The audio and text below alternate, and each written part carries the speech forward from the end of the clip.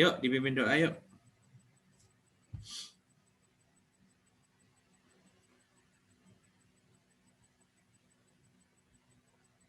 Sebelum mulai perkuliahan pada hari ini pada doa.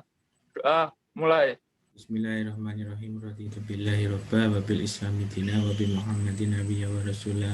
Rabbi zidni ilma warzuqni fahma. Amin ya rabbal alamin. Oke, selamat sore teman-teman. Terima kasih sudah hadir di perkuliahan ini. Kita berjumpa kembali di online pembelajaran ya. Jadi kita masih seperti yang kemarin-kemarin online dan ini sudah pertemuan kelima.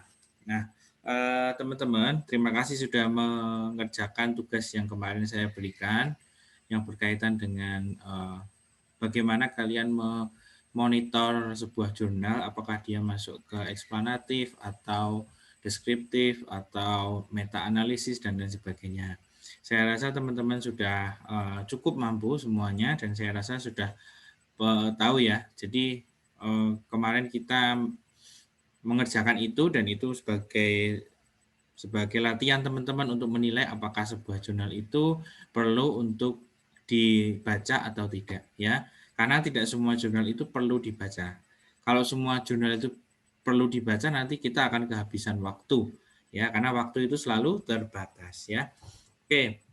Lalu minggu kemarin kalian sudah mempelajari berkaitan dengan bahasa ilmiah ya. Bahasa ilmiah itu ada konsep, ada proposisi, ada teori, kemudian ada paradigma. Nah, itu sebenarnya sebagai materi tentang metodologi ya seperti itu sebenarnya. Ya, jadi kemarin kalian sudah belajar mengenai itu dan kita akan coba praktekkan sekarang. Gitu ya, teman-teman ya. Oke, sebelum saya mulai untuk materi yang kemarin ada pertanyaan enggak? Mungkin ada yang belum paham tentang konsep atau proposisi atau teori, model, terus kemudian paradigma. Ada enggak? Atau skala pengukuran?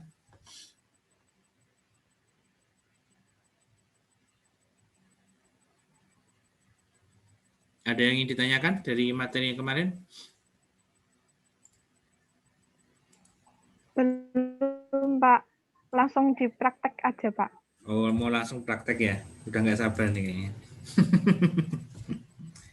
Oke, terima kasih ya. Kita langsung praktek ya, teman-teman ya. Saya akan mencoba pelan-pelan ya, pelan-pelan. Nah, pada hari ini kita akan coba praktek bagaimana kita menentukan topik penelitian yang baik untuk kita ya. Jadi tolong perhatikan baik-baik teman-teman ya, pada pertemuan kita hari ini kita akan langsung praktek berkaitan dengan topik penelitian yang bagus itu yang seperti apa sih Pak gitu loh. Ya, yang sesuai dengan kita sebagai orang Indonesia, kita sebagai mahasiswa, artinya nggak usah susah-susah gitu loh. Ya, yang penting bisa diteliti dan selesai. Jadi perlu teman-teman ketahui bahwa yang namanya penelitian itu penelitian yang baik itu penelitian yang apa teman-teman?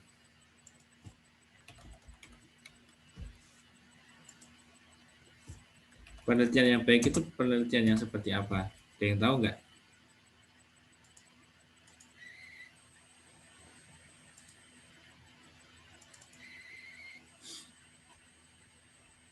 Sudah muncul ya? OneNote saya ya? Sudah, Pak. Oke. Jadi pertemuan kelima ini kita akan membahas ya menentukan topik penelitian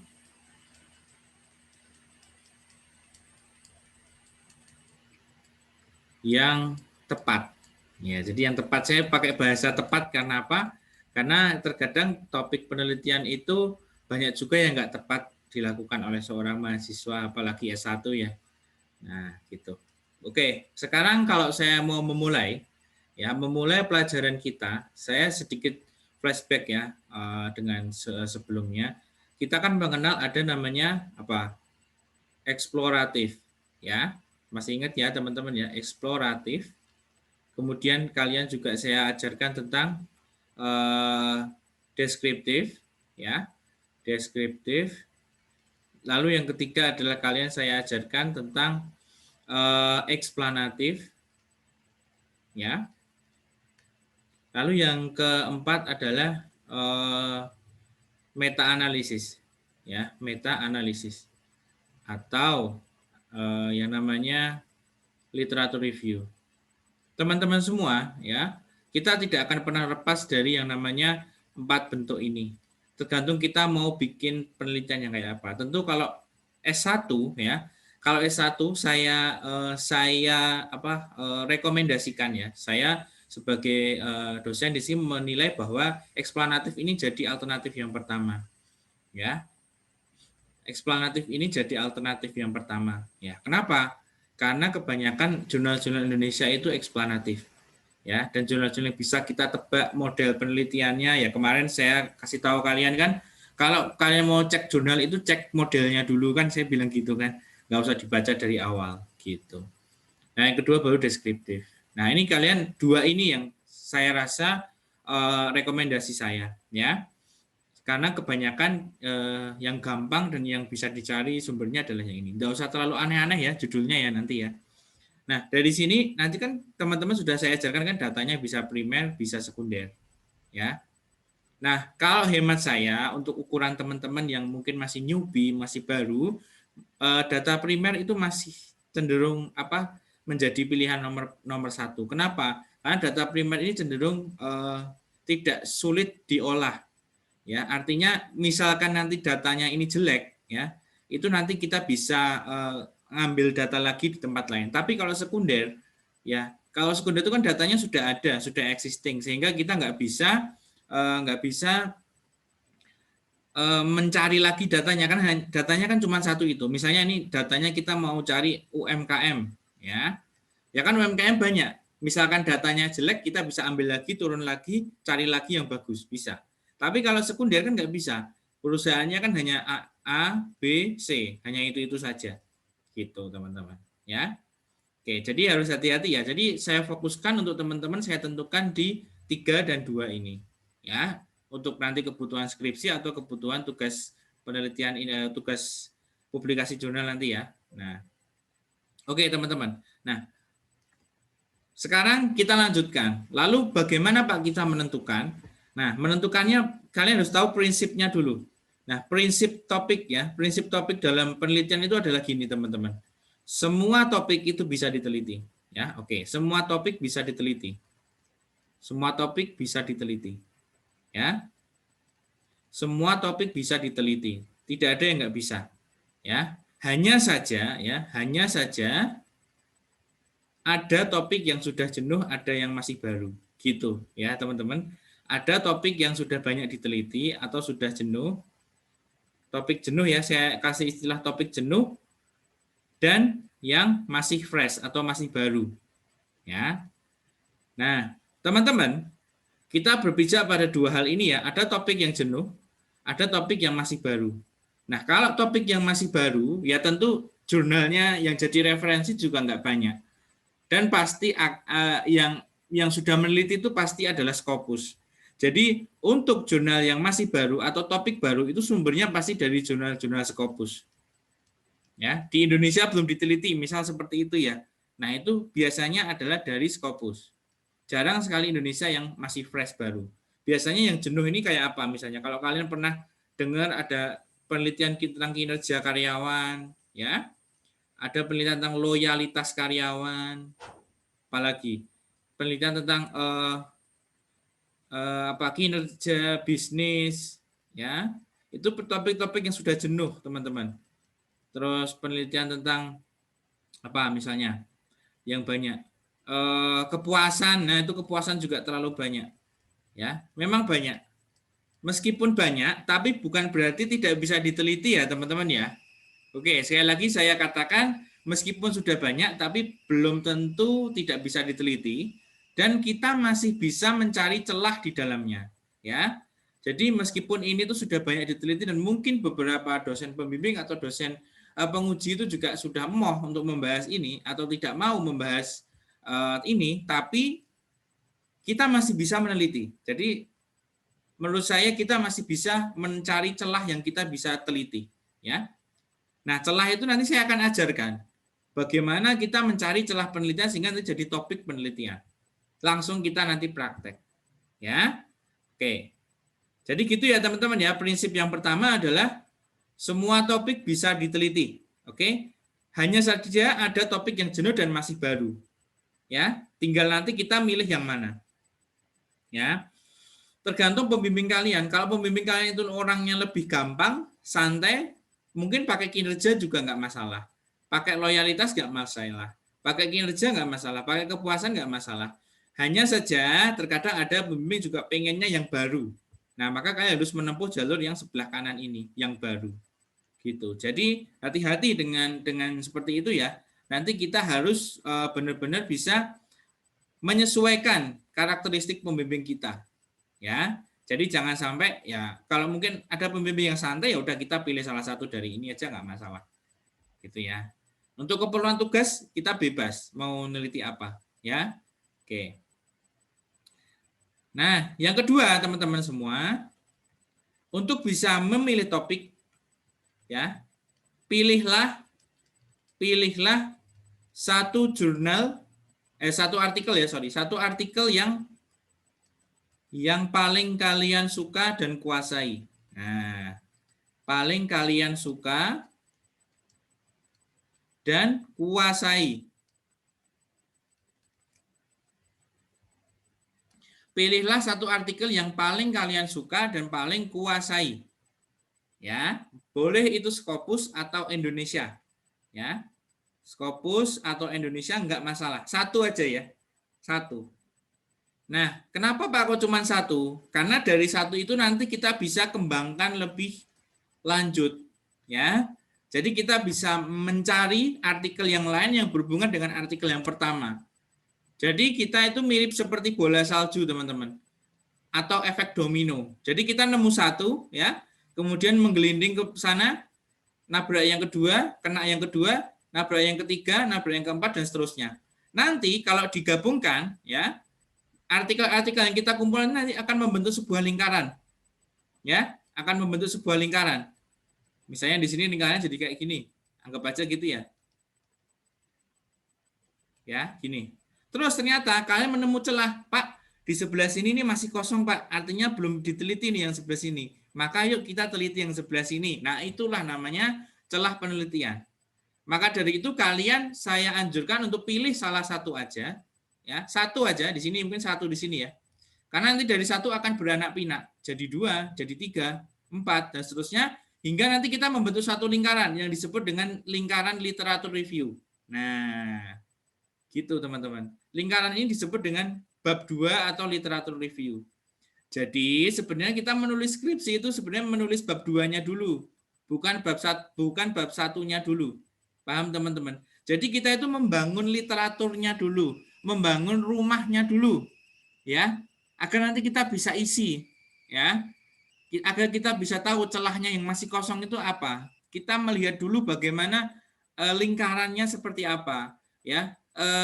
Kondisi saat ini untuk penelitian kinerja karyawan itu seperti apa, misalnya seperti itu ya.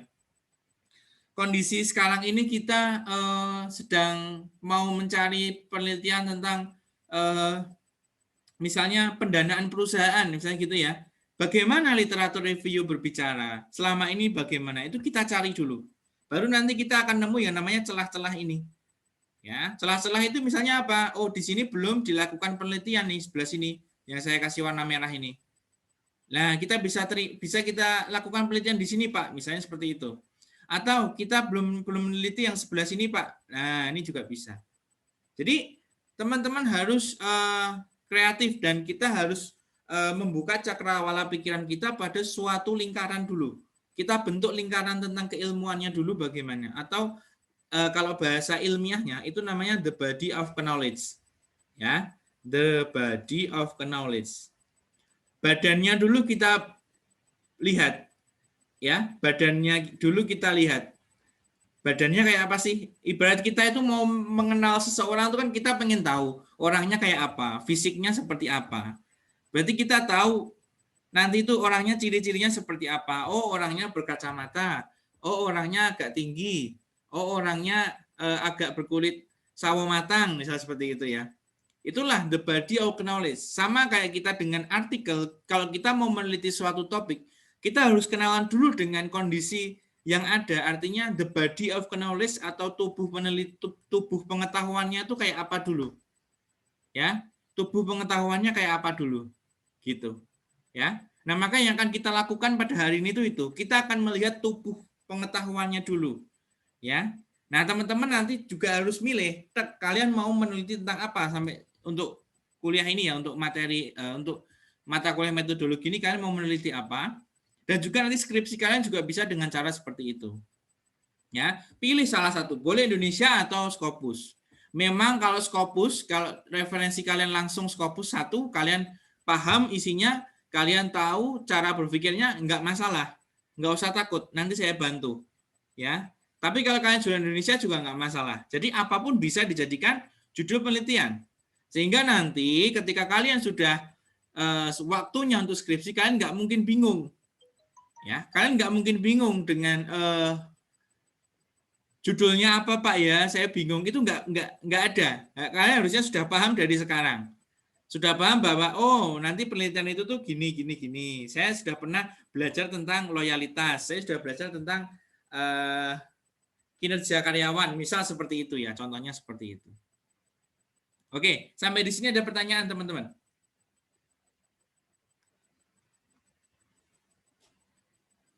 Silakan, ada pertanyaan nggak?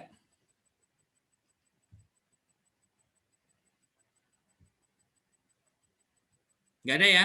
Kita lanjut ya. Nah, teman-teman, kemarin sudah pernah saya katakan, the body of knowledge ini kan tidak harus kita mencari, tidak harus kita mendownload. Ada namanya apa? Yang bisa kita manfaatkan, nggak perlu download, langsung cari aja apanya. Kita mencari artikel yang modelnya kayak apa, sehingga kita nggak perlu download yang lain-lain. Nggak usah nyari. Apa namanya? Literatur review. Ya, literatur review. Betul sekali. Ya, kalian boleh cari dengan cara mencari literatur reviewnya dulu. Itu strategi. Ya, itu strategi. Ya. Jadi saya ajarkan di sini strateginya. Biar nggak kelamaan nyari-nyari. Kalau pengen nggak lama nyari ya carilah literatur reviewnya. Ya, dulu kayaknya saya pernah nyontohin ya tentang apa itu. Banyak ya kalian sudah pernah menjumpai ya artikel yang sifatnya literatur review. Nah itu kalian ikuti aja. The body of knowledge sudah dibuatkan sama dia. Kita nggak usah nyari. Kita tinggal baca aja dengan seksama, semuanya dibaca. Maksudnya apa? Oh ini. Kita konfirmasi ke artikel aslinya, kita download. Oh ini seperti ini. Lalu kita bisa teliti apa ini. Nah gitu loh, teman-teman. Ya, gitu.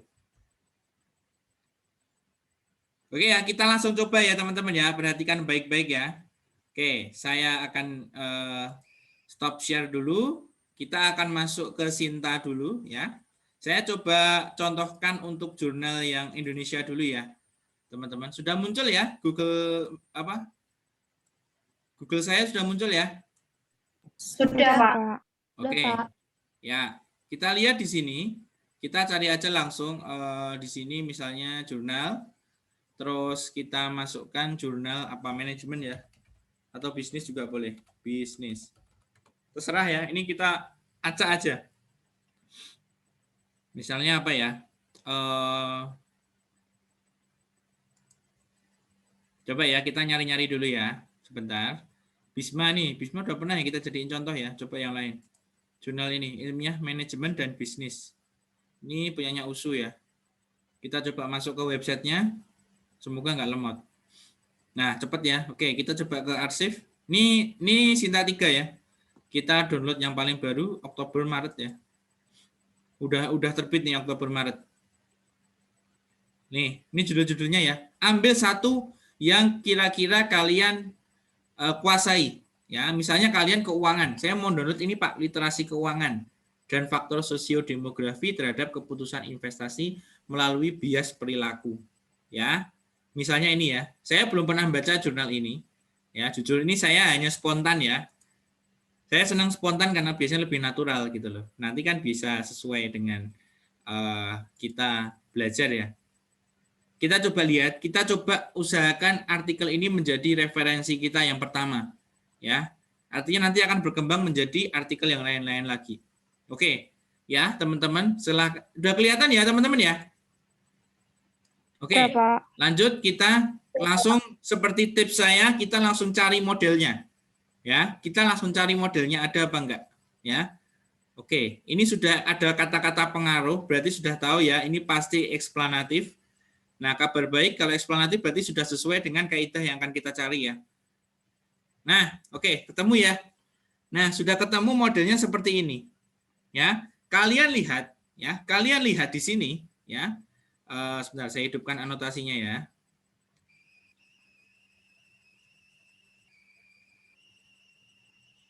Ini ya teman-teman, berarti dia fokus ke penelitiannya adalah stock investment decision.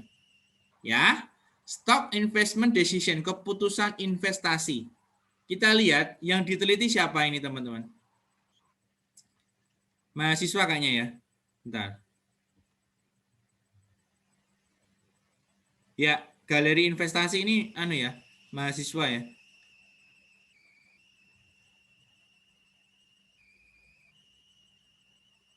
Nah, ini. Anggota galeri investasi, berarti mahasiswa yang melakukan investasi pasar modal. Ya. Nah, kalau di sini berarti variabel independennya ada 3 ya.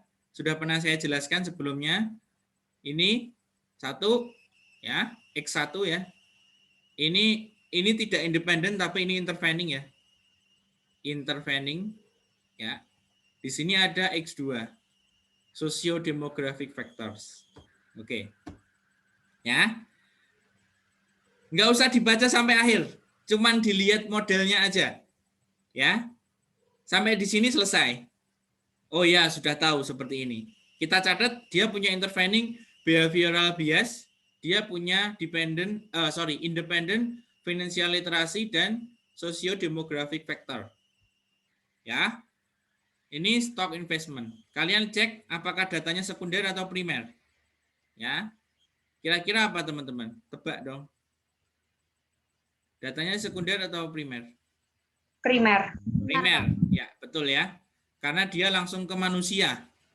Dan simbol dari modelnya adalah lingkaran. Sudah pernah saya jelaskan ya, bahwa simbol lingkaran itu adalah unobserved variable. Ya, oke. Sekarang kita punya tabungan sebuah variabel dependent ya, yaitu stock investment decision dan behavioral bias sebagai variabel intervening, financial literacy dan socio-demographic factor. Oke ya, selesai. 1 itu dicatat dulu. Lanjut, kita cari ya, kita mau meneliti tentang ini. Kita melanjutkan dari ini, berarti kita cari dependennya ini di Google ya, dicari. Misalnya di sini langsung saya copy aja ya, salin terus kita cari. Ada nggak penelitian lain yang meneliti tentang itu? Nah, ternyata sudah banyak ya teman-teman ya. Ini dikasih .pdf jurnal. Jurnal. Gimana sih sebentar. Jurnal.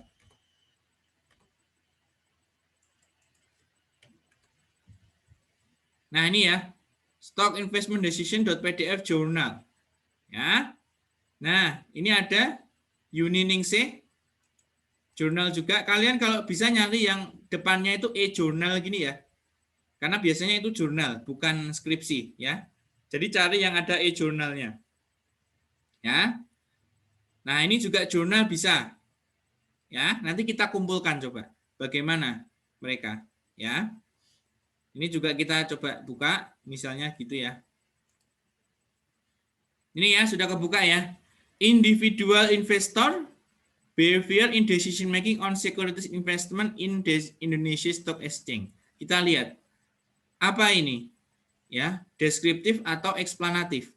Ya, benar ya, ada H1, ini biasanya adalah ada seperti ini ya. Nah, ternyata keputusan untuk berinvestasi di pasar modal ya, mahasiswa itu di sini ada intention to invest. Ya, ternyata variabel Y-nya adalah intention to invest. Kalian catat baik-baik, intention itu artinya niat untuk investasi. Di sini dipengaruhi oleh benefit, subjective norm ya. Ini ya, saya kasih tanda ya. Subjective norm. Nah, subjective norm, ya. Unsystematic risk, benefit of accounting information, intention to invest, belief revision. Ya. Oke, teman-teman. Berarti sebenarnya antara intention to invest dengan keputusan tadi bisa disambung nggak, teman-teman? Tadi kan keputusan. Kalau orang itu memutuskan itu berarti dia sudah beraksi, ya enggak? Tapi kalau intention itu kan dia belum beraksi, hanya sekedar niat. Ya. Kalau dia hanya sekedar niat, berarti penelitian ini masih bisa disempurnakan lagi sehingga nanti bisa masuk ke keputusan investasi. Ya. Nah, itu catatannya dari dua artikel ini. Nah, sekarang kita bisa menggabungkan model yang sudah kita buat tadi ya, yang pertama tadi dengan yang ini. Tadi kan yang pertama ini, teman-teman. Ya. Nah, kita bisa menggabungkan, kita bisa ambil. Nah, ini kita levelnya S1 ya. Jadi saya tidak bicara terlalu muluk-muluk, saya tidak bicara terlalu rumit. Yang penting teman-teman bisa bikin artikel atau bisa bikin penelitian. Ya. Nah, caranya adalah ini kita gabung dengan yang tadi tapi enggak semua. Paham ya, teman-teman ya? Kita gabung tapi enggak semua. Misalnya kita mau ambil Y-nya adalah ini, ya. Stock investment decision, terus yang ambil adalah yang X-nya adalah financial literacy, bisa kita masukkan. Behavioral bias kita masukkan, dan yang terakhir yang dari artikel ini. Misalnya di sini ada unsystematic risk perception. Ya. Yuk, kita coba tulis di ini ya. Di OneNote saya ya.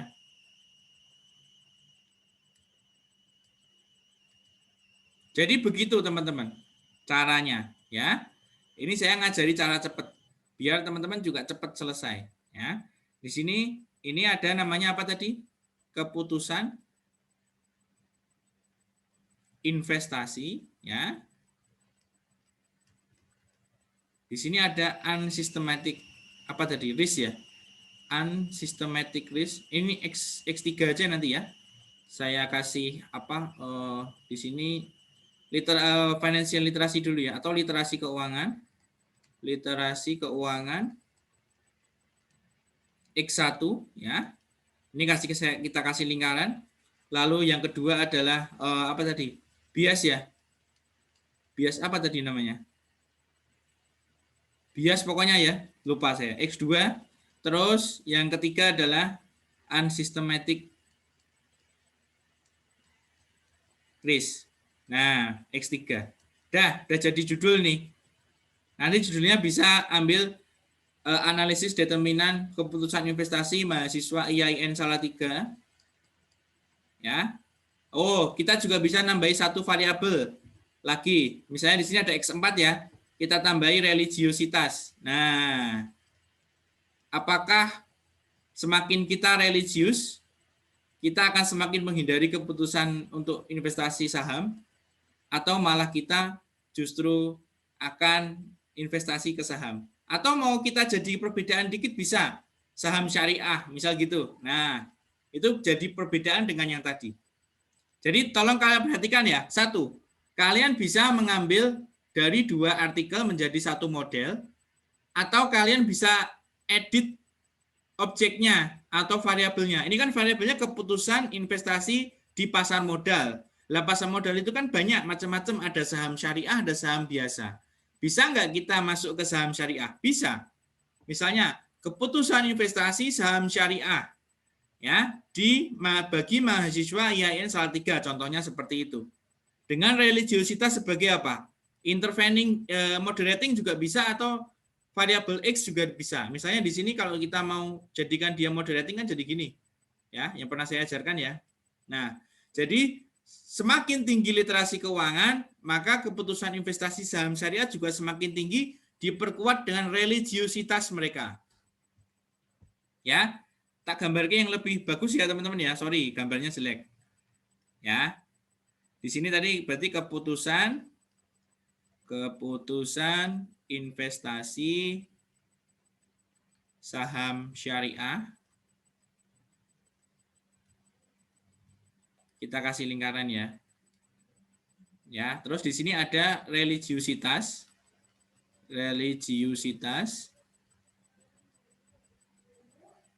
Di sini ada literasi keuangan. Di sini ada unsystematical review. Apa sih ini? Unsystematical risk. Terus tadi ada apa? Bias ya. Bias. X3, X2, X1. Di sini arahnya masuk semua ya. Masuk. Nah, religiositas ini kan moderating. Jadi gini. Nah, dah jadi skripsi itu. Siapa yang mau neliti itu? Gratis. Nggak usah nyari. Udah jadi ya. Cuman berapa menit tadi? 10 menit ya? 15 menit kita dapat topiknya. Jadi caranya kayak gitu ya teman-teman ya. Kita bisa ambil model itu dari 2 artikel yang berbeda dengan tujuan yang sama. Jadi kalau kalian tujuan itu berarti kalian perhatikan di bagian dependennya ini ya. Jadi selalu perhatikan dependennya. Dependennya harus sama. Kalau sama berarti kalian bisa ambil variabel independennya ini jadi satu gini. Terus nanti kalian tinggal kasih perbedaan. Perbedaannya di sini apa misalnya? Saham syariah nih.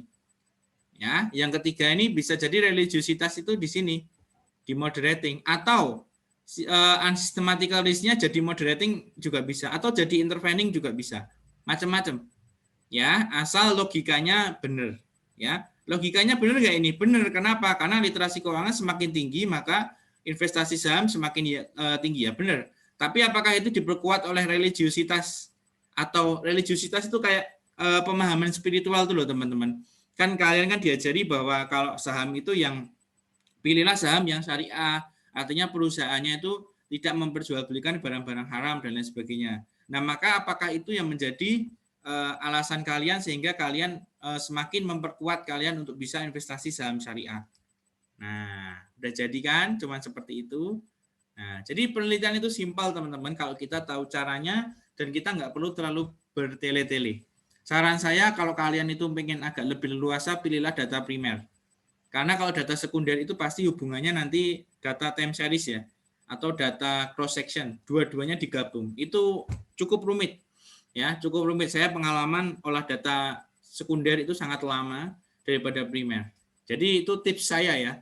Jadi saya di mata kuliah ini tuh lebih seneng ngasih kalian tuh tips cepat supaya kalian bisa mengerjakan skripsi dengan enak, memahami, mudah, cepat selesai gitu. Ya, silakan ada yang ditanyakan, teman-teman. Pak, kalau Pak mau izin tanya, itu kalau misalkan kita mau meneliti sesuatu hal yang belum pernah diteliti gitu, gimana Pak? Kalau belum pernah diteliti, jangan diteliti. Gimana maksudnya? Soalnya kan misalkan perkembangan dari perkembangan ekonomi dari suatu desa gitu Pak. Ya. Karena kan tertariknya kan perkembangannya ekonominya pesat seperti itu, sudah sedemikian rupa udah seperti kota gitu Pak. Desa tapi kok kayak kota perkembangan perekonomiannya itu cepat sekali gitu. Gimana itu Pak? Ya, Khofifah. Ini bagus ya. Jadi Khofifah menemukan sebuah masalah bahwa ya bukan masalah ya. Sesuatu yang menarik artinya ya. Bahwa ada perkembangan yang pesat gitu. Nah, apa yang bisa kita pelajari dari pemilihan sesuatu yang menarik oleh Khofifah ini? Khofifah tahu nggak kalau kita mau melihat perkembangan sebuah desa yang kemudian menjadi bagus lah ibaratnya gitu ya. Variabel apa yang kira-kira muncul? Bisa dibayangkan nggak? Agak bingung sih Pak. Iya. Makanya kayaknya kalau pengaruh perkembangan. Nah, kita ngukur perkembangan gimana coba? Gimana? Apakah Khofifah bisa mendapatkan, kalau kita berpikirnya kuantitatif ya, kalau kita berpikir kuantitatif, apakah Khofifah bisa mendapatkan data sebelum dan sesudah menjadi desa? Sebelum berkembang dan menjadi setelah berkembang dan datanya itu apa? Nah, di sini itu contoh dari pentingnya variabel, teman-teman. Jadi kenapa kita itu perlu variabel? Itu pentingnya ya seperti ini, supaya kita itu bisa mengerucutkan dari yang abstrak menjadi sesuatu yang definitif. Kalau variabel kan kita bisa tentukan ya, kinerja desa, Misalnya desa ini bagus ya, ternyata kalau kita telusuri yang paling bagus itu di sini ternyata keuangan masyarakatnya itu melek keuangan. Contohnya seperti itu ya, misalnya. Misalnya ya, ini kita mau lihat di situnya. Nah, jadi kita itu perlu sekali menurunkan dari yang abstrak menjadi lebih bisa terukur. Ya, tadi kan yang abstrak apa? Perkembangan desa menjadi lebih bagus. Itu kan abstraknya. Artinya kita nggak bisa nih ngukurnya gimana dong? Bingung kan? Nah, kita turunkan lagi. Perkembangan apa? Misalnya, masyarakatnya menjadi lebih melek keuangan. Buktinya apa? Oh, sekarang orang yang punya rekening bank itu meningkat. Nah, kalau itu bisa diteliti, berarti variabel dependennya apa? Literasi keuangan. Artinya apa? Pemahaman kita terhadap keuangan dari masyarakat desa itu sekarang lebih bagus. Nah, faktor-faktornya apa? Nah, itu yang mau kita cari.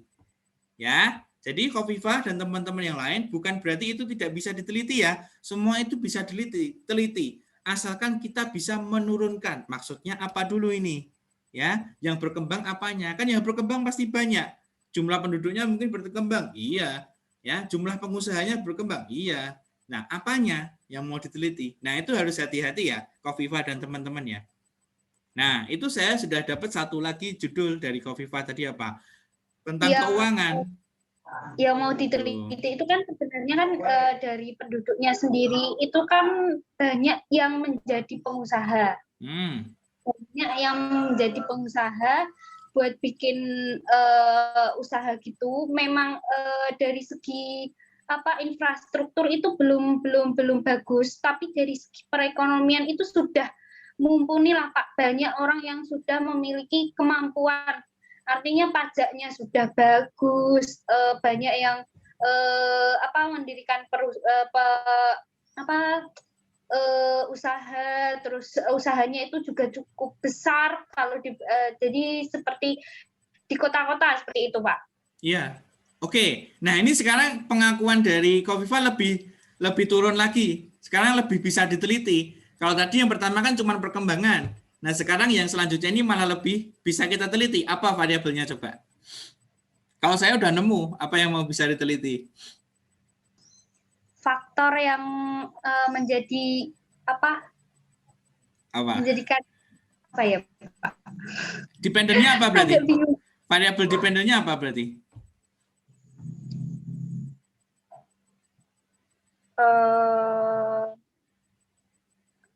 Apa ya? Variabel dependennya adalah minat berwirausaha. Bisa itu. Ya, jadi ternyata perkembangan di desa saya itu banyak orang yang menjadi wirausaha. Motivasinya apa toh? Nah kan gitu yang mau kita cari. Itu bisa jadi sebuah judul, Khofifah. Sip, bagus. Jadi gitu caranya ya, Khofifah ya. Gimana, Pak?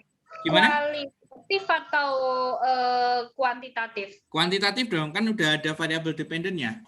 Pokoknya kalau udah ada variabelnya itu berarti kuantitatif. Tapi kalau nggak ada, kita mau nyari variabel itu kualitatif. Nah, kecuali kalau studinya Khofifah itu nanti mau eksploratif ya, mau wawancara dan lain sebagainya, itu baru kualitatif. Tapi kan di sini saya mengajarkan kepada kalian pendekatannya ke kuantitatif. Ya, kenapa? Karena lebih efisien sesuai dengan kalian skripsi nanti. Sehingga bisa waktunya bisa singkat gitu loh. Ya. Oh, jadi gitu. Ya, ya. Pak. Terima kasih. Ya, sama-sama. Udah ketemu ya minat berwirausaha. Ya. Atau perilaku berwirausaha juga bisa, Khofifah. Ya, dua itu pokoknya. Ya, minat berwirausaha atau perilaku berwirausaha. Oke. Sip. Gitu caranya ya, teman-teman ya. Itu jadi pelajaran buat kita ya. Itu caranya menurunkan gitu. Jangan sampai kalian terlalu tinggi. Jangan sampai kalian tuh berpikirnya terlalu rumit, ya. Kayak Khofifah tadi kan pertamanya dia rumit dulu. Terus saya turunkan, saya coba turunkan, saya coba ajak dia berpikir lebih ke bawah, akhirnya bisa kan nemu minat berwirausaha di tempat saya. Selesai. Ya. Nanti tinggal cari aja artikelnya ada itu banyak. Ya, jadi variabel itu sangat penting, teman-teman. Kalau nggak ada variabel kita nggak bisa neliti. Kita tuh mau neliti apanya kan gitu. Oh, kita meneliti minat orang berwirausaha, udah gitu, selesai. Bukan masalah desanya berkembang apa enggak, tapi kan lebih ke minat berwirausahanya, gitu loh. Yuk, ada yang tanya? Silakan.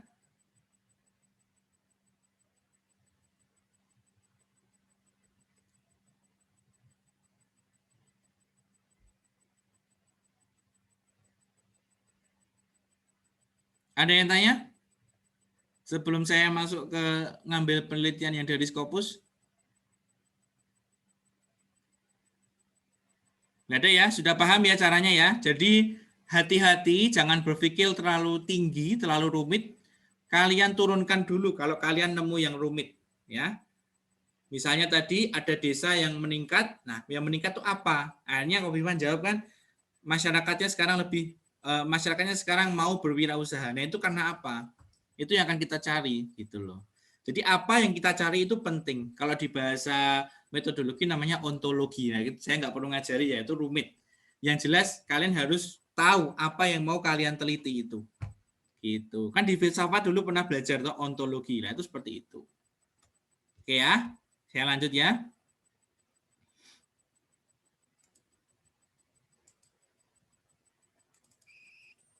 Oke. Itu tadi contoh aja ya teman-teman ya. Saya tidak saya tidak baca lebih lanjut. Yang penting kalian tahu caranya. Caranya tuh kayak gitu. Misalnya ini tadi kalian nemu ya udah dicatat dulu. Nanti cari yang variabel lain coba apa yang menarik gitu. Nanti kalian sambung lagi. Misalnya X1-nya dari artikel yang ini, nanti X2-nya dari artikel mana, X3-nya dari artikel mana gitu. Ya. Oke, kita masuk ke Scopus ya. Saya mau ambil artikel dari mana ya? Coba di Journal of Small Business Strategy ya. Coba ini ya teman-teman ya. Kelihatan tuh Google saya? Oke, kita cari yang gampang ya, jangan yang rumit. Meskipun saya di sini pengajar, tapi ya enggak semuanya saya bisa tahu ya. Saya fokus ke yang saya tahu aja gitu. Nah ini, masa ada judul artikel yes and but wait heck no, apaan ini coba? sangat ini ya, sangat unik kalau di luar negeri itu. Kita cari yang biasa-biasa aja. Ya, nggak masalah. Masih tetap bisa diteliti. Jangan berpikir terlalu rumit ya, teman-teman ya. Simple. Keep it simple. Sederhana, tapi pas gitu loh. Bisa diteliti, ya bisa nah ini determinant of investing in innovative activities by AgriFood. Nggak usah ya, AgriFood. Kita nggak ke sini, sebentar, sabar ya, sambil ngobrol. Jadi kita nyari-nyari gini itu ya pelan-pelan teman-teman, nggak bisa langsung jadi ya. Nah, santai dan kita cari yang kita tahu. Yang tahu apa? Eksplanatif, dah cari itu aja gitu. Ya. Bukan berarti saya itu mengajarkan yang sederhana. Ya memang saya harus mengajarkan yang sederhana ya. Karena memang saya mengajarkan ke teman-teman yang masih awam gitu loh. Policy support bukan. Oke, sabar ya, sebentar ya. Saya carikan dulu. Apa kita cari yang lain aja ya? Bentar.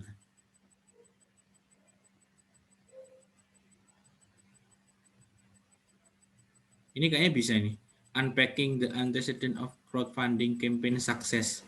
The effect of social media and innovation orientation. Boleh kita coba ya, teman-teman. Coba kita cari. Kayaknya sih eksplanatif ini.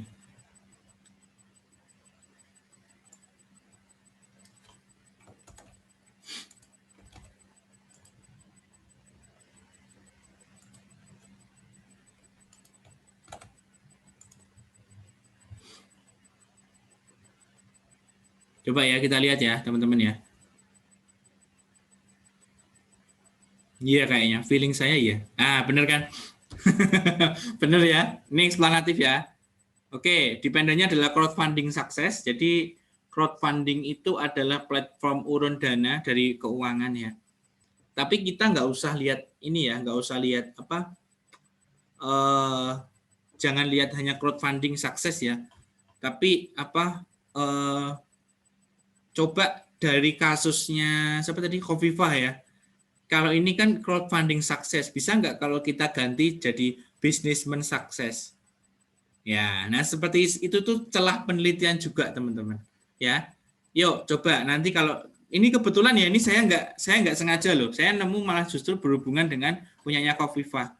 Ini kan crowdfunding sukses, ya nggak? Crowdfunding itu satu buah platform urun dana ya kalau kalian tahu. Nah, misalnya crowdfundingnya kita ganti bisa nggak? Mungkin bisa, ya kita ganti menjadi bisnis sukses juga bisa, misalnya seperti itu. Nah, dipengaruhi oleh strategi menggunakan media sosial. Nah, kita mau menyasar pada bisnis online, misal seperti itu juga bisa, ya. Nah, ini ya. Coba kita lihat di indikatornya, measure ya. Nah, dependent innovation was measured using ya. Finally, crowdfunding campaign success was measured as a first order construct comprises 7 question. After ini, when we are unable to find any scale suitable to measure, we create instrument to measure this. Important. Nah, ini dia bikin sendiri ya pengukurannya ya. When we are unable to find any scale suitable, the item are based on assertion finding from previous crowdfunding research. Ya, this include meeting of fundraising goal. Nah, ini ya indikatornya kalian lihat ya. Indikatornya kalian lihat kesuksesan crowdfunding ya. Ini fundraising goal. Berarti apa? Dia mendapatkan pendanaan, tujuan pendanaan. Ya. Yang kedua, meningkatkan ini awareness itu perhatian terhadap produk. Jadi misalnya kita sebagai tak besarin sebentar. Kelihatan ya?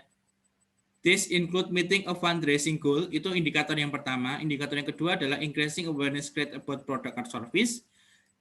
Tiga, generating additional fund or contributors beyond what a company, ya. Ini yang ketiga adalah ini ya, mendapatkan tambahan pendanaan dari campaign atau apa ya istilahnya. Dia bikin ini loh, dalam tanda kutip ngamen untuk mendapatkan pendanaan lah. Yang satu bisa menyimpan biaya dan waktu. Jadi untuk bisa mengukur kesuksesan crowdfunding ini, si peneliti mengukur dengan menggunakan bagaimana dia sukses untuk mendapatkan pendanaan, sukses untuk meningkatkan awareness tadi. Awareness itu adalah perhatian konsumen terhadap produk. Yang ketiga adalah dia bisa mendapatkan tambahan dana dari kampanyenya. Dan yang keempat adalah menghemat waktu dan biaya. Ini wajar karena dia adalah crowdfunding sukses ya. Tapi kalau kita bicara bisnis sukses, bisa nggak kita carikan seperti ini? Bisa. Misalnya apa? Kalau kita aplikasikan ke bisnis sukses. Yang pertama misalnya, memiliki kecukupan pendanaan. Modalnya cukup. Ya. Yang kedua, dia bisa meningkatkan perhatian konsumen terhadap produknya, bisa kan? Sama. Yang ketiga, dia bisa mendapatkan tambahan modal melalui perbankan, misalnya gitu. Atau yang keempat, dia bisa menghemat biaya produksi. Itu juga sebuah kesuksesan, ya enggak? Yang kelima, apalagi? Dia bisa mempromosikan ke bukan sosial media kan independen ya. Dia bisa meningkatkan konsumen dari tahun ke tahun, misalnya gitu. 5 indikator itu sudah cukup buat mengatakan bahwa kita bisa meneliti dari bisnis sukses. Nah, jadi kesuksesan bisnis dipengaruhi oleh penggunaan sosial media. Kan ini zaman online sekarang kan, menarik kan? Zaman online, maka kita bisa memanfaatkan independennya adalah use sosial media. Kan tadi di sini sudah ada contohnya, indikatornya apa? Tinggal dicontoh dari sini aja. Gitu ya, paham ya teman-teman ya? Terus di sini modelnya coba kita lihat ya. Nah, ini modelnya ya. Yang terakhir ini inovasi. Inovasi berarti kan orientasi pengusaha terhadap inovasi. Kalian ingat loh, ini Scopus loh teman-teman. Kalau kalian bisa mereferensikan ini, nggak mungkin kalian disalahkan oleh pembimbing. Nah, ini Scopus. Saya bisa menguasai Scopus. Ya, karena saya hanya membaca modelnya aja gitu loh. Tapi kan modelnya saja sudah cukup, memang dia mau meneliti tentang itu kan gitu. Jantungnya penelitian, jantungnya artikel itu kan di modelnya, di model penelitiannya. Dia mau ngelakuin ini ya udah pakai ini. Bisa nggak kalau kita nanti kesuksesan bisnis dihubungkan dengan religiusitas atau religius, kecerdasan spiritual? Bisa nggak? Mungkin orang itu pengen kerja dengan mengembangkan usaha itu supaya dia bisa mendapatkan bisa menambah lapangan kerja. Karena dengan menambah lapangan kerja itu juga sebuah ibadah kepada Allah, misalnya gitu. Nah, itu bisa juga di sini nanti ada religiusitas. Jadi ditambahkan di sini religiusitas di sini. Gini ya. Saya kasih R gini, terus di sini mengaruhi gini. Itu juga bisa. Ya, jadi kayak gitu ya teman-teman pendekatannya ya. Jadi macam-macam, tapi saya bisa kerucutkan bahwa kalian harus kreatif mencari variabel. Ya, variabelnya ini kita bisa kembangkan. Tadi kan awalnya kita nemu apa? Ini kan SSM kan, strategi use sosial media kan. Nah, ini kan bisa kemana-mana. Apakah orang yang berbisnis itu akan semakin sukses ketika dia menggunakan sosial media? Apakah semakin dia menggunakan sosial media, maka dia juga akan semakin sukses dalam berbisnis. Nah, itu kan sudah jadi satu penelitian sendiri, teman-teman. Oke, paham enggak maksud saya, teman-teman? Ada yang ingin ditanyakan? Silakan.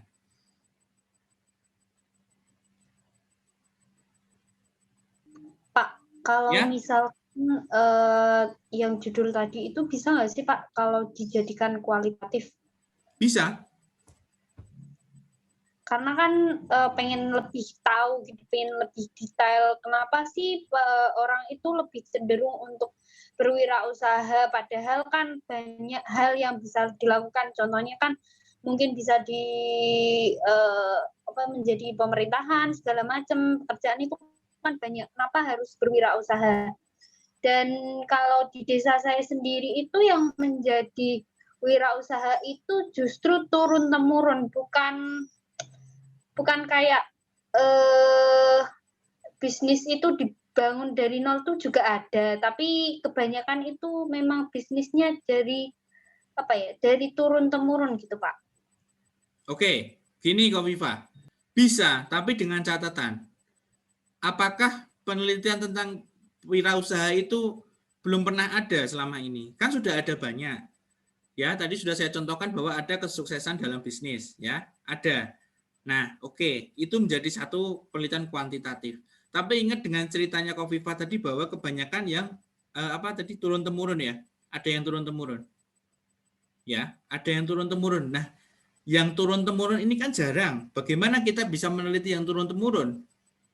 Ya. Nah, justru yang turun-temurun ini nanti bisa didekati dengan kualitatif. Ya. Maka keputusan kita untuk bisa kualitatif atau kuantitatif itu dilihat dari artikel yang ada, apakah ada nggak yang membahas tentang wirausaha, orang niat untuk berwirausaha, orang sukses berwirausaha, ya. Apakah ada? Nah, kalau kalian cari sudah ada, ya udah kuantitatif aja, nggak usah bikin repot, ya. Tapi kalau kalian yang kalian cari nggak ada di artikel, ya, misalnya tadi ternyata misalnya tadi ternyata masalahnya adalah ada bisnis yang turun-temurun tadi, nah berarti kita harus dekati dengan kualitatif, harus dengan wawancara dan lain sebagainya. Itu ya, paham ya Kofifa ya? Jadi sekarang bukan masalah kita pengen tahu apa enggak, tapi apakah dari the body of knowledge-nya itu udah ada apa enggak, tubuhnya itu udah ada apa enggak. Kalau tubuhnya enggak ada ya kita adakan. Tapi kalau tubuhnya itu sudah ada, ya udah kita nggak usah bikin tubuh lagi gitu loh. Ya udah kita bikin dengan yang ada, variabelnya ini kita modifikasi sedikit jadi gitu. Ya. Baik, Pak. Terima kasih. Iya. Jadi teman-teman, penelitian yang baik itu adalah penelitian yang selesai ya, teman-teman ya. Ingat, hati-hati ya. Jadi penelitian yang baik itu adalah penelitian yang selesai. Itu satu prinsip yang saya bawa sampai sekarang. Jadi penelitian yang baik adalah penelitian yang selesai. Kalau nggak selesai ya jangan diteliti. Nanti nggak selesai gitu ya. Jadi ingat waktu, ingat masa studi kita. Apapun, mau S1, S2, S3, semua ada waktunya. Bahkan ketika kita menulis artikel untuk dosen misalnya seperti saya ya, nah itu juga harus ada waktunya kan, nggak lebih dari 2 tahun gitu loh. Ya, maka kita juga pilih pilih judul-judul yang memang nggak cukup lama untuk diteliti gitu. Nggak sampai kayak fenomenologi, sampai kayak grounded theory. Itu istilah-istilah di kualitatif ya. Kalau kalian tahu, kalau mungkin kalian pernah dengar ada disiplin ilmu antropologi, sosiologi. Nah, itu yang penelitian yang kualitatif itu yang lama-lama sampai dia harus bahkan ada cerita ya, ini satu intermezzo ya. Ada orang sampai karena dia itu pengen meneliti sampai dia menikah dengan objek penelitiannya supaya dia bisa mendapatkan jawaban dari penelitiannya itu. Tapi kan kita nggak segila itu gitu loh, dalam tanda kutip ya. Kita kan orang Indonesia juga butuh waktu untuk selesai dan lain sebagainya. Nah, jadi harus hati-hati ya teman-teman ya, Kofifa dan teman-teman harus hati-hati terhadap waktu karena waktu kita terbatas, teman-teman. Semua orang Indonesia itu terbatas. Ya, kita harus selesai skripsi ya 1 semester ya, nggak mungkin kan kita harus gitu dulu kan. Maksudnya harus menyelami terlalu dalam gitu. Gitu ya, teman-teman ya. Silakan kalau ada pertanyaan.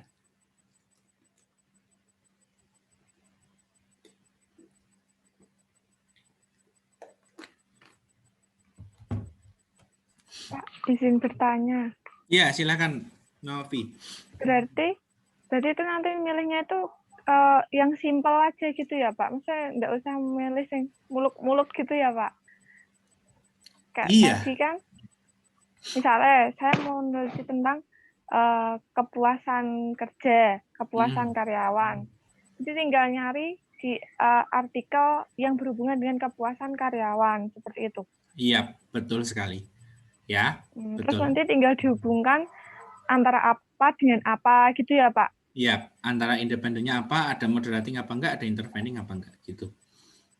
Oh iya. Ya. Baik Pak. Ya, jadi itu. Ya, kadang masih bingung Pak. Bingungnya di mana? Ya kalau masuk ke ini apa yang intervening sama moderating itu loh Pak. Ya harus banyak kenal variabel memang. Ya itu proses ya. Nanti coba dipraktek. Ini kan habis ini nanti kita akan praktek. Jadi nanti pilih salah satu aja yang disukai apa. Ingat ya, tapi kalau kinerja, loyalitas itu sudah banyak banget yang neliti. Bisa diteliti tapi sudah banyak. Mungkin ada beberapa orang atau dosen pembimbing, dosen penguji nggak tertarik dengan itu. Jadi hati-hati.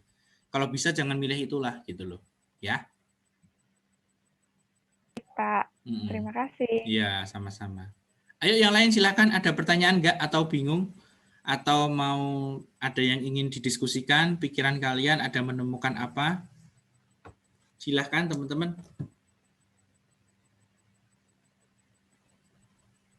Pak, kalau mau meneliti tentang kemajuan pariwisata di sebuah desa itu gimana Pak? Ya sama, boleh, cuman apanya gitu. Kan pariwisata luas ya. Apanya? Mungkin dari apa? Ya apa gitu kan, pariwisata macam-macam ya. Destinasi kayak Arum Jeram kayak gitu-gitu sih Pak ada ya. di desa. Iya kan dia dibangun kan, dia sudah dibangun. Ya terus apanya gitu. Itu yang harus kita cari. Ya jadi hati-hati juga, catat ya, hati-hati. Kadang kita berpikir terlalu luas sehingga keluar dari disiplin ilmu kita. Disiplin ilmu kita kan bisnis, ya. Jadi hati-hati, jangan sampai kita ke antropologi sampai ke sosiologi, ya. Kalau ke pariwisata juga hati-hati. Kadang kita juga jangan sampai terlalu dalam ke pariwisata, karena kan kita di sini bisnis. Berarti kita pilih yang bisnisnya, di bagian bisnisnya apanya gitu. Kesuksesan usaha apa gitu. Kita bisa kok meneliti dengan kualitatif bisa, ya. Tapi pasti bisnisnya ya, apanya gitu. Apa kegiatan CSR-nya atau apanya gitu, macam-macam.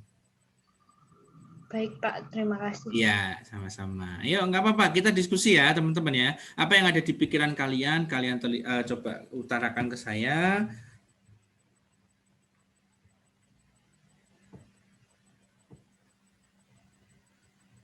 Ya, teman-teman.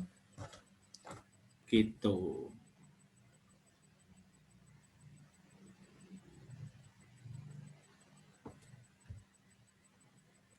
Ada yang mau tanya lagi? Izin bertanya, Pak. Oh iya, Nur Hasanah, silahkan. Kan semisal ada judul, nah dampak media sosial terhadap perkembangan bisnis di Indonesia. Nah, itu apakah kalau media sosial itu kan variabel bebas, apa bisa jadi variabel terikat, Pak? Kalau media sosial jadi terikat, berarti nanti ilmu kita cocok apa enggak untuk meneliti tentang media sosial? Paham enggak maksud saya? Kan ilmu kita kan ilmu bisnis ya. Tapi kalau terikatnya nanti di media sosial, berarti kan kita fokusnya ke media sosial. Apakah cocok kalau kita itu sebagai orang bisnis melihat independennya itu media sosial? Kan cocoknya lebih cocok dia sebagai variabel bebas. Karena terikat itu kan fokus kita gitu. Ya. Makasih ya, Pak. Ya, oke. Ayo yang lain silakan sebelum saya lanjutkan lagi. Pasti ada yang bingung.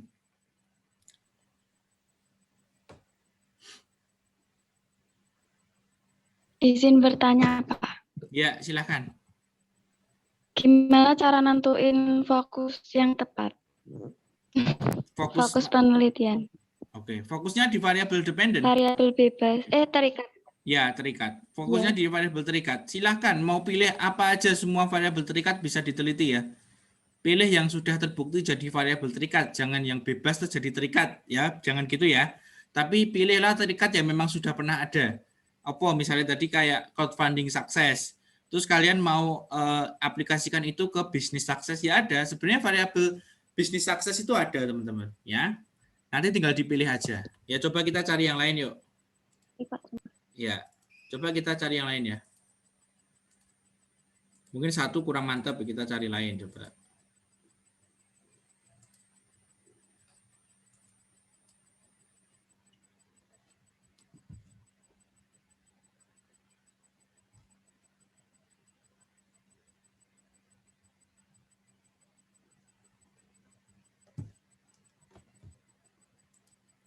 Coba ya, kita cari ya.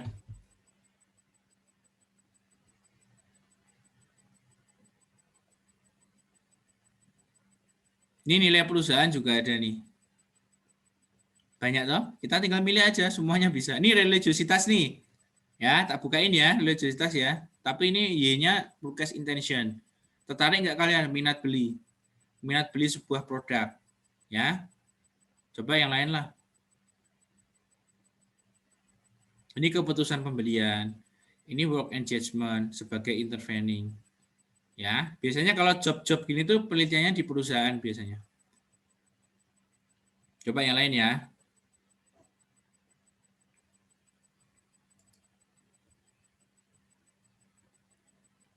Ini kinerja nih, ada kinerja juga. Nah, ini niat kewirausahaan mahasiswa nih. Kalau ini objeknya ke mahasiswa ya, bukan ke pengusaha ya. Ini financial literasi terhadap keberlangsungan usaha. Bisnis sustainability ini juga bisa diteliti ya. Pada UMKM Desa Jatisari. Itu kan bisa juga. Tadi kayak Kofifa, UMKM di mana? Mungkin di daerahnya. Ya, ternyata ada yang sukses gitu. Itu juga bisa diteliti gitu loh, teman-teman. Ya, dengan cara kita memilih variabel yang tepat. Nah, ini kan variabel keberlangsungan usaha. Ya enggak?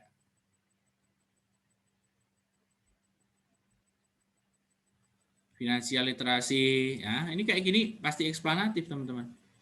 Nih, ini satu, cuma satu doang malah.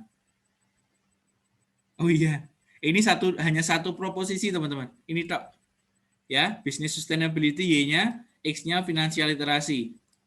Bisa loh, ini cuma satu tok padahal. Jadi semuanya bisa teman-teman, ya bisa dan lain sebagainya.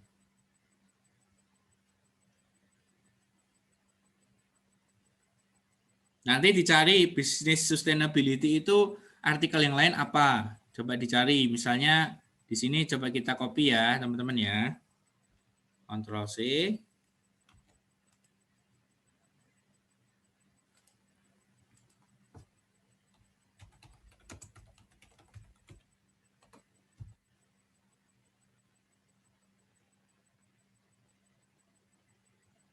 Nah, ini ada ya. Nah, tak cari yang ini aja deh, Indonesia ya, keberlangsungan usaha gitu.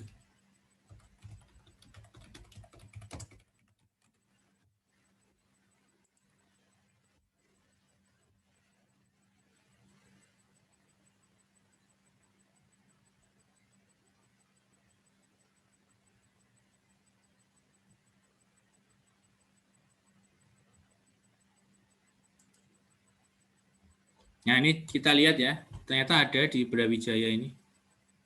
Coba. Nah, ini juga bisa. Ini eksplanatif ya. Nah, ini ada modelnya ini eksplanatif. Y-nya adalah jumlah penjualan, X-nya jumlah karyawan. Tapi nggak sama. Sorry, ini karena dia pakainya jumlah penjualan. Padahal tadi kita apa? Keberlangsungan usaha kan. Jadi ini nggak bisa dipakai. Karena Y-nya beda. Jadi ingat ya, Y-nya harus sama biar kita setara. Jadi makanya yang pertama saya ajarkan adalah kalian pilih satu variabel kunci, variabel terikatnya apa gitu. Ya. Oke, ada pertanyaan nggak teman-teman? Pak, izin bertanya, Pak. Ya, silahkan. Misal saya tuh mau meneliti apa yang tentang tawar-menawar gitu, Pak. Terus dengan etika. Itu Pak, kira-kira. Tawar-menawar? Tawar-menawar apa? Etika tawar-menawar? Ya, itu bisa nggak, Pak? Agak susah sih, karena itu terlalu abstrak ya. Terlalu abstrak karena variabelnya apa? Maksudnya konsepnya apa yang bisa mewakili tawar-menawar itu? Ya, jadi harus diketahui dulu yang mewakili dari masalah yang akan kita teliti itu apa? Kan diwakili oleh variabel. Makanya kenapa kita meneliti pakai variabel itu karena kita nggak bisa meneliti semuanya. Kita cuma bisa meneliti variabelnya. Konsep yang mewakili masalah itu apa? Gitu loh. Ya, Oh, iya. Gitu ya. Oke. Kan langsung nggak apa nyari satu jurnal dulu terus cari Y-nya apa gitu kan ya, Pak? Iya, gitu juga maksudnya pilih satu artikel, Y-nya apa, nah itu jadikan penelitian, nanti kalian cari artikel yang lain lagi gitu bisa gitu loh. Ya. Ya, Pak. Kan Pak Doni bilang cari satu artikel, habis itu kan ya, cari satu artikel, kalau memang oke, terus dilanjut nyari yang literatur review-nya gitu loh. Misal udah dapat gitu, cari apa jurnal lagi, tapi dapatnya sekunder gitu mungkin nggak, Pak? Bisa aja, tapi jarang ya. Jarang kalau variabel sekunder. Tak kasih contoh deh ya. Ini karena Nina pertanyaannya seperti itu, tak kasih contoh ya. Oke, tunggu sebentar. Tak kasih contoh penelitian yang banyaknya dia adalah sekunder. Biasanya di keuangan. Ya, keuangan tuh banyak sekunder. Yuk kita coba ya. Biasanya jarang banget ya, jarang banget ada penelitian yang dia itu sebenarnya primer terus jadi sekunder, itu nggak bisa biasanya. Jarang. Saya belum pernah nemu soalnya, ya. Tapi kita coba cari ya, keuangan.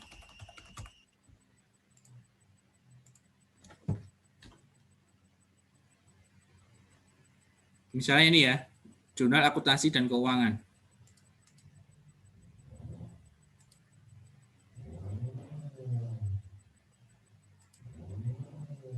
Oke, kita tunggu sebentar ya.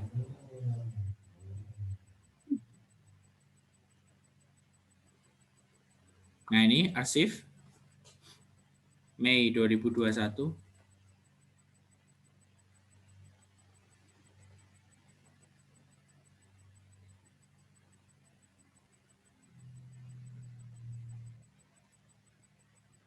Ini ethical perception of tax evasion, determinant and consequence on voluntary tax compliance. Ini kepatuhan pajak, teman-teman.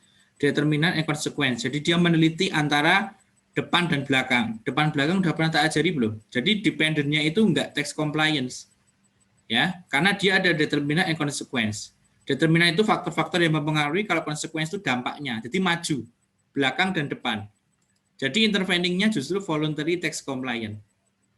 Ya, jadi bisa juga judul itu bukan mencerminkan dependennya, tapi mencerminkan interveningnya. Ya, jadi macam-macam teman-teman. Kita coba lihat datanya apa. Biasanya tax compliance itu primer. Biasanya ya. Coba kita lihat. Nah ini ya, benar ya. Nih, saya nggak bohong kan? Ternyata apa? Dia jadi intervening kan nih di tengah. Nah, kayak gitu ya. Hati-hati ya, determinannya itu yang ini, ya. Ini determinan, yang ini consequence. Gitu. Oke, lanjut ya. Kita lihat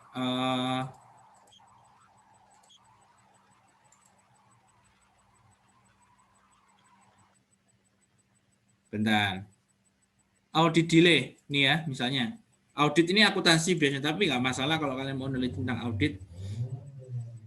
Kita coba lihat ya. Oh ya, kalian tolong sesuaikan judulnya dengan apa yang kalian sukai ya.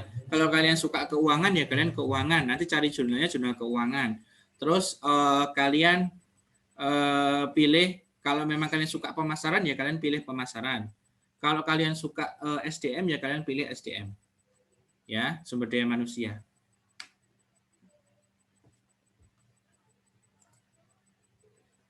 Udah di-download belum? Bentar ya. Aku nggak mau.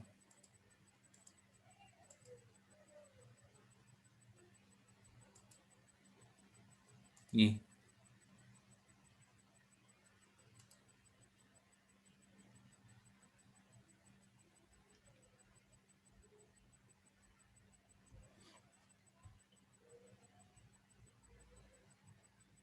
Ini 447 data, ya.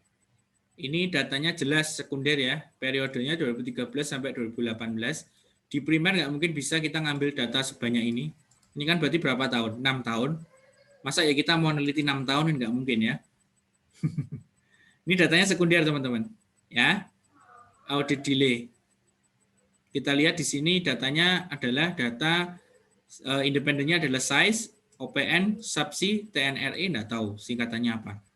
Ini ya modelnya. Jadi variabel dependennya adalah audit delay, terus dipengaruhi sama size, OPN itu audit opinion, subsi itu adalah the complexity of company operation, TNRE adalah audit tenure, KAP adalah KAP spesialis. Ya. Itu contohnya kalau sekunder. Jadi nggak mungkin bisa jadi primer karena ini kan sekunder gitu loh. Memang datanya data laporan keuangan, bukan data primer. Bukan data lapangan. Ya, jadi hati-hati. Itu ya Nina ya. Kalau cari satu jurnal, habis itu cari lagi. Nah, itu berapa jurnal, Pak? Sampai semuanya, sampai sesuai dengan kebutuhan kita tercapai apa enggak gitu. Ini adalah artikel yang sifatnya menentukan topik ya, bukan menentukan isi tulisan. Beda lagi ya. Ini kita adalah mencari artikel yang berhubungan dengan topik kita. Artinya berhubungan dengan celah penelitian, bukan berhubungan dengan tulisan. Saya belum masuk ke tulisan ya, nanti beda lagi. Ya, saya belum masuk ke pengetikan, saya belum ngetik tulisan. Tapi kita masih pada tahap mencari celah, oke? Itu ya teman-teman ya. Ya. Ada pertanyaan lagi teman-teman?